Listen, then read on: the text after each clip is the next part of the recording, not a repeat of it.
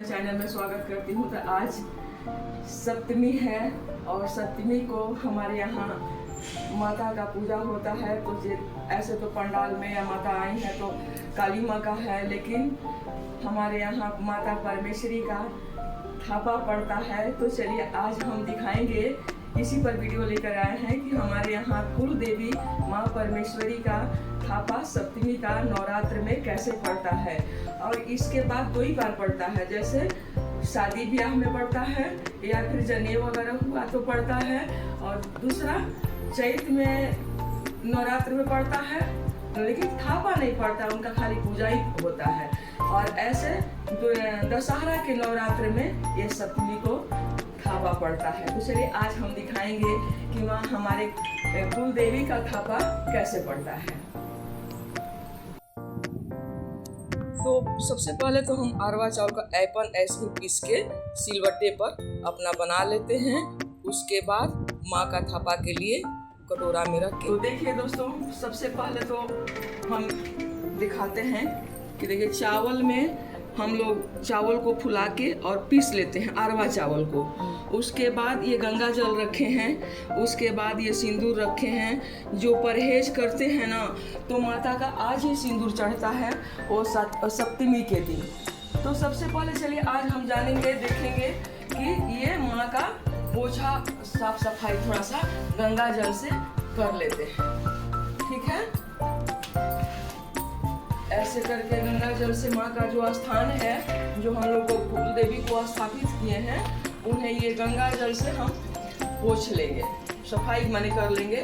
हमारे यहाँ तो ऐसे ही होता है, आपके घर में कैसे होता है आप लोग देख लीजिएगा, लेकिन हम ऐसे ही करते हैं कि पहले सफाई गंगा जल से पोंछ लेते हैं और उसके बाद हम उनके स्थान में थापा देते हैं। आज भोग इनको यहाँ पर नहीं लगता है, सिर्फ जो 7 दिनों से सिंदूर परहेज किए हैं या फिर नया कुछ परहेज किए हैं उनके लिए है। आज के बाद ये सिंदूर जब माता को लग जाएगा तो आप सिंदूर पहन सकते हैं अपने भी। ये हो गया। तो चलिए देखिए, ये हम पानी को पोछा हो गया, सफाई हो गया, तो ये रख देते हैं।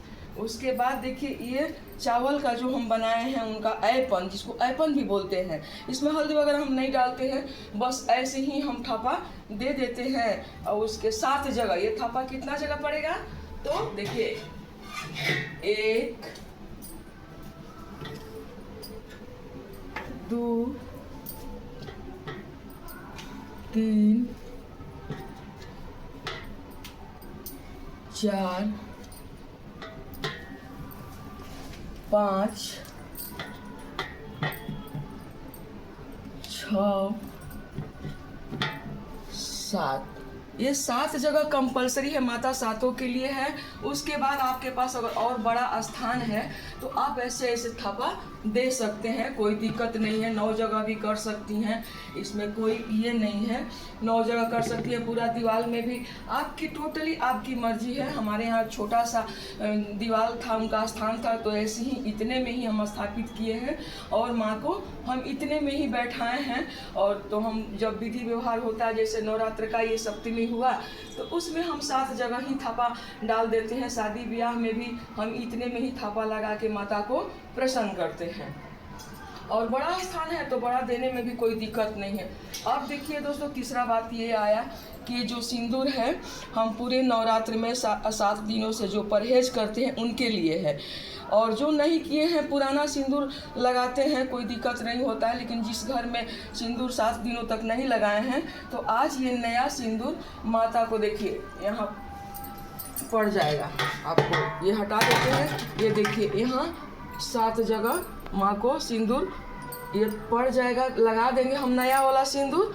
उसके बाद ही देखिए दोस्तों, तो फिर ऐसे ही हम सब जगह जितना हम थापा दिए हैं सब पर थोड़ा थोड़ा सिंदूर का टीका लगा देते हैं शुद्धता के लिए। ऐसे तो ये 7 जगह माता का सिंदूर का हम टीका आज चढ़ा दिया। सिंदूर चढ़ाना बोलते हैं इसको, एक तरह से देखा जाए तो ये सिंदूर चढ़ाना आज बोलते हैं सप्तमी के दिन।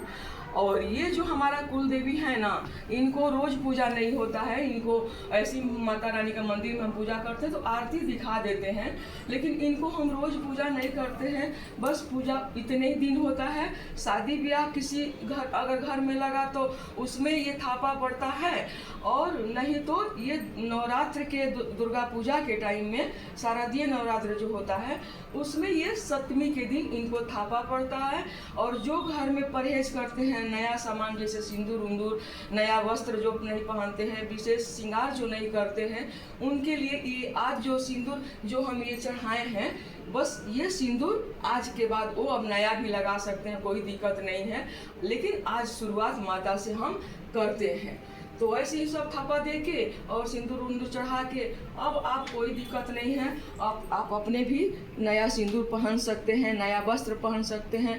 कल तो माता का अष्टमी का दिन है, तो आप अवश्य जाइए अपने पंडाल में, अपने मंदिर में जहां स्थापित किए हैं वहां, तो आप सिंदूर वगैरह चढ़ाइए, माँ की श्रृंगार चढ़ाइए। अष्टमी के दिन हम लोग साड़ी कपड़ा भी चढ़ाते हैं। तो हमारा कुल देवी का ये पूजा है, इसलिए हम आपको सोचे कि आज हम बता देते हैं कि हमारा कुल देवी का पूजा नवरात्र के सप्तमी के दिन कैसे होता है।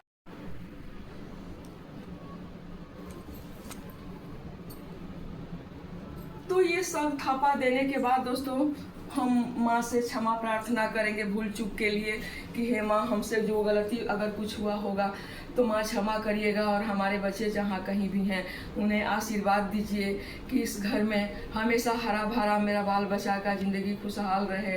वो जहाँ कहीं रोजी रोटी कर रहे हैं उनका रोजी रोटी में तरक्की दीजिए। और यही बोलते हुए माँ से क्षमा प्रार्थना करते हुए और हम वहाँ से अब दूसरा पूजा में लगते हैं या फिर अपने घर के कामों में लगते हैं। तो चलिए दोस्तों, आज मेरा वीडियो यहीं तक का था।